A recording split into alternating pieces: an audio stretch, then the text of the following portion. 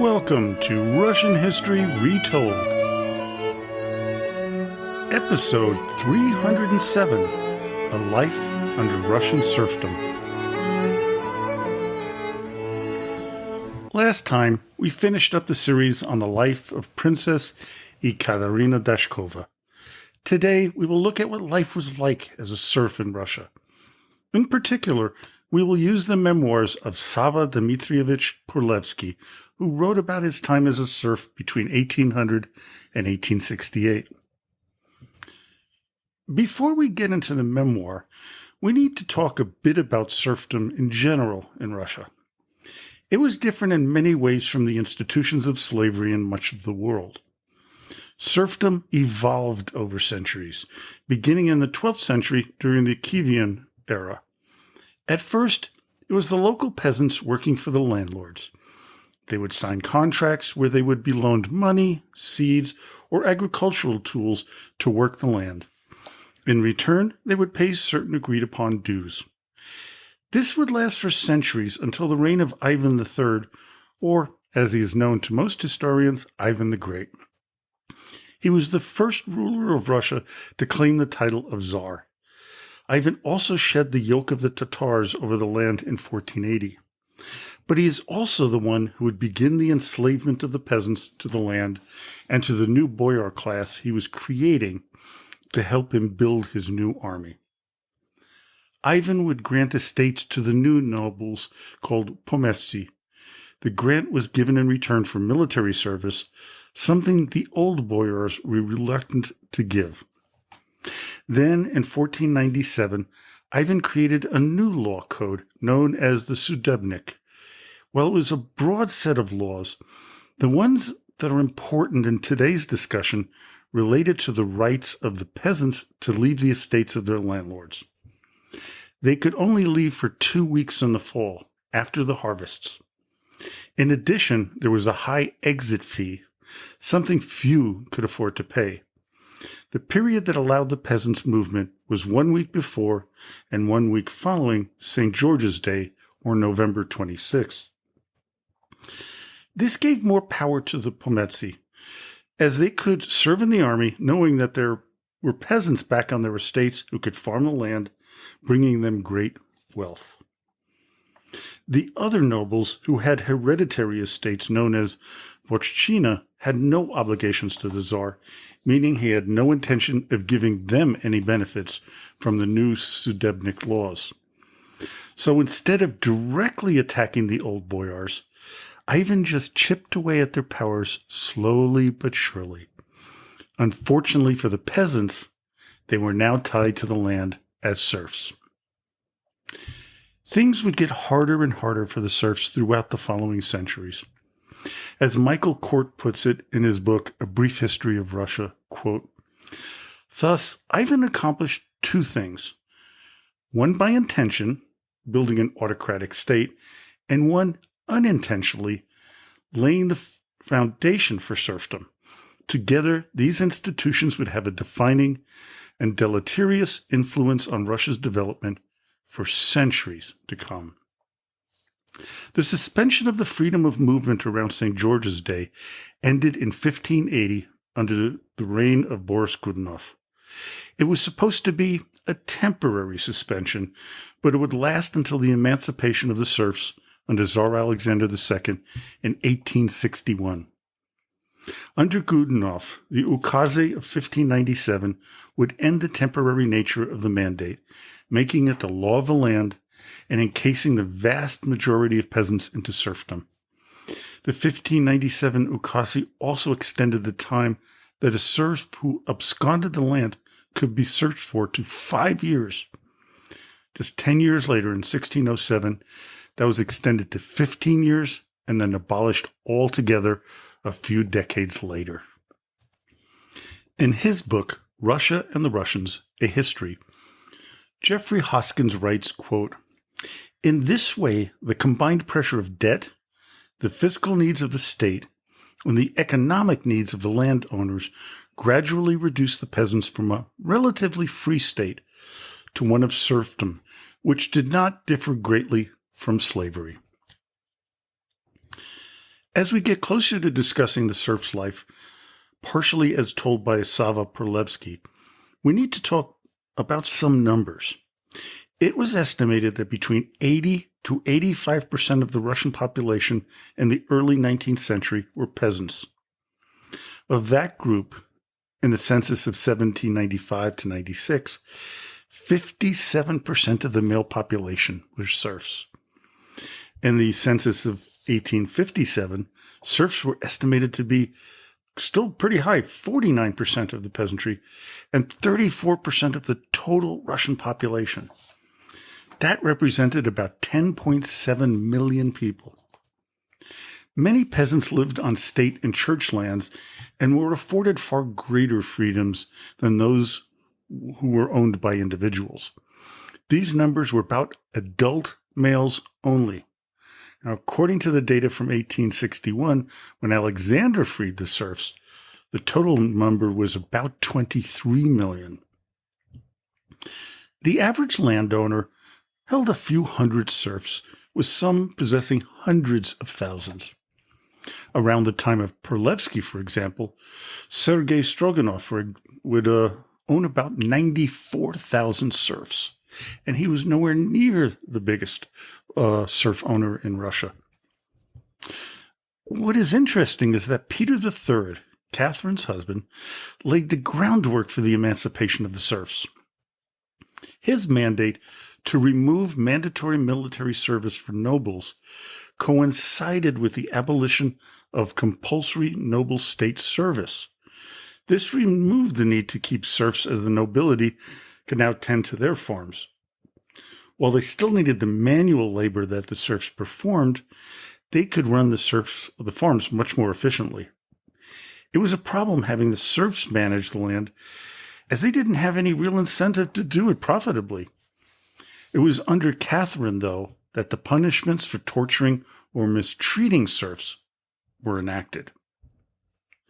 By the early 1800s, serfs were being bought and sold without being attached to the land. This would lead to a growing outcry for abolishing serfdom, as it was no longer about land and working it to produce food. It was now blatant slavery. This also led to an increase in rebellions. In Purlevsky's lifetime, there were 793 peasant riots and disturbances in central Russia alone. The main focus of peasant life was the village. Families tended to live together, typically with 2 or sometimes 3 generations in the same house. Traditions and the church were 2 of the most important traditions within the village. The day-to-day customs helped to make life a bit more enjoyable, and the church helped provide meaning to the harsh life of the serfs. So now that we've laid a foundation for life as a serf, let's turn our attention to Savva Dmitrievich Purlevsky. He was born on January 5, 1800, in the town of Velikoy in the Yaroslavl Oblast. It is situated in kind of the mid-western part of Russia, surrounded by Tver, Moscow, Ivanovo, Vladimir, Kostroma, and the Volgada oblasts.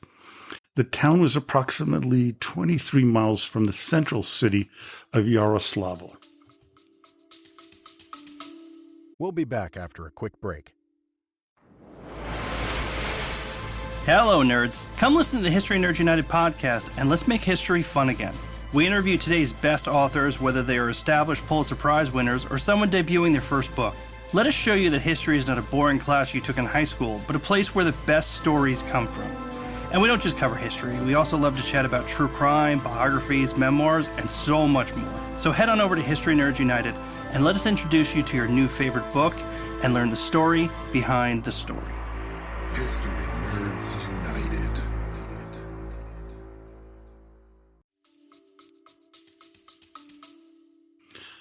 While the average serf worked in agriculture, the land where Purlevsky lived was not as rich as the southern lands, which were far more capable of growing foods and raising farm animals.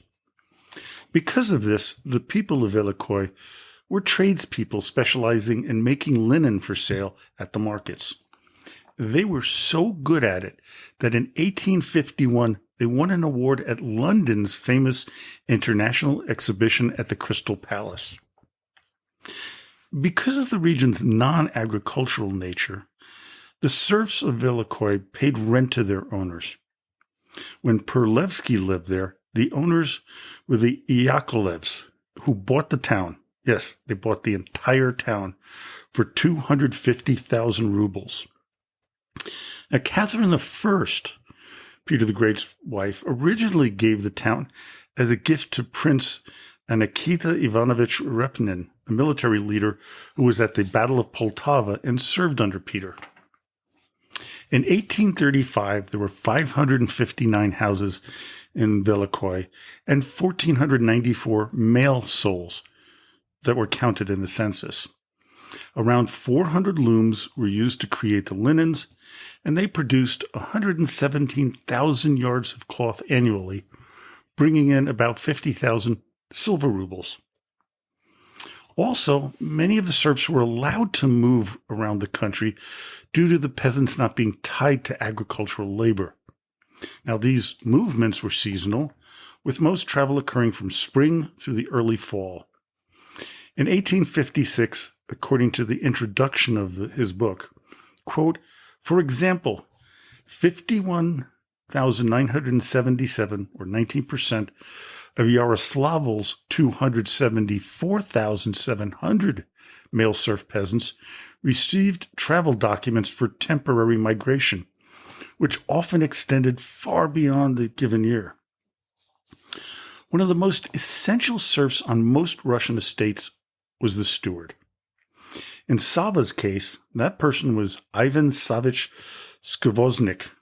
And here's what he had to say about Ivan. Quote, a shrewd person, enjoyed the unquestioned confidence of our Lord. During his 10 years of service as the lieutenant colonel, the steward studied him well, accommodated himself to all the Lord's whims, and gained control of everything. He was incredibly accurate in maintaining records. Whenever the landlord wanted to check his finances, everything would seem to be in place to the last penny. Only it did not occur to him that with every sale of iron and copper, and with every purchase for the estate's needs, Ivan Savvich gained a huge profit, paid to him by the merchants and suppliers in order to get him to sell for less and buy for more. He made a fortune. The head chef was the other person who benefited from the landlord's hands-off management of his estate.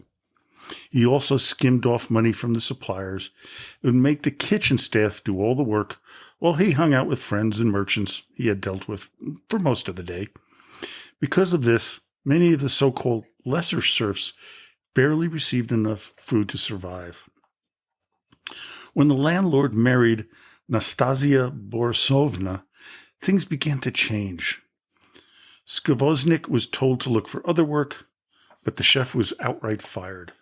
For the following 9 years, Savva reported that all the things in the village were the best they had ever been. But that all ended when Nastasia passed away after giving birth to her 7th daughter. We are now in the year 1808, and the wars against Napoleon had forced the Russians to cease trading with their biggest partner, Great Britain. Savva writes that the consequences were dire. Quote, steel prices fell dramatically, and the estate's mills' profits decreased so much that the lord was hardly able to sustain the mills' serfs. Luckily for the landlord, his elderly brother, who had no children, died. They found out that not only was he a miser, he had saved a considerable amount of iron, which became valuable in 1812 after Napoleon's invasion and the resumption of trade with Great Britain. The landlord made a significant donation to the state and was granted the title of general. He would die in 1817, leaving the estate to his 5 daughters and 2 married ladies. Savva then tells stories about his family, about which he knew very little before his grandfather. He does reveal that they acquired the last name of Purlevsky because they had originally lived in a hamlet known as Purlevo. Savva also tells us how his grandfather, Peter Petrovich, when he was elected bailiff, an agent who worked between the landlord and the serfs, turned things around. One of the biggest problems in Russia within the serf communities was apathy and a general distrust of their fellow residents. As he recalls his grandfather's speech to the community when he became village bailiff, quote, "Listen," he said, "I'll tell you how it is. The cause of our wretched life is not poverty, but the absence of accord among us, the schism in our faith, and unfairness and deception amongst us. This is why we do not trust one another. Were we poor, but still honest and just people, we would have abilities. Unpleasant talk spreads around us. No one will rely on us because we cannot rely on ourselves. Let's make a decision that from this day on, we will all bail one another out for such an amount of money, according to each person's ability and behavior." What his father did to further improve the plight of his fellow serfs was to put up a large sum of money, some 2,000 rubles, as a common fund. The money was to help the peasants get equipment to start a trade. They would repay him with 6 kopecks annually for every ruble they borrowed. This, of course, would come out to about a 6% rate of return, as there were 100 kopecks per ruble. The effort proved to be wildly successful. As Savva relates, quote, "From that time," this happened in 1794, "our peasants seemed to be reborn and began to look after one another. In no more than 3 years, the formerly empty village square was lined with shops. That they not only sold small articles, but also luxury goods, and everything the peasant household needed. Smithies were built. Instead of old-style shoes, the village shoemakers began to produce German boots with sharp toes and creaks. Even the neighboring lords bought them with pleasure. The villagers gradually built oil mills and put several brickyards into operation. The sale of flax and linen canvas expanded. The peasants also began to sell goods at distant markets." Savva's grandfather passed away in October 1802, but he left an incredible impression on him. Savva moves on to talk about his childhood. He remembers fearing his father because he was quite a mischievous child by his own admission, and his father's punishments could be quite brutal. This is not uncommon, as severe corporal punishment was the norm at the time. Purlevsky's education was primarily done at home and, on occasion, with the village priest, Ivan Petrovich. Savva wanted to learn how to read, but his father wanted him to strictly learn from church books and sources.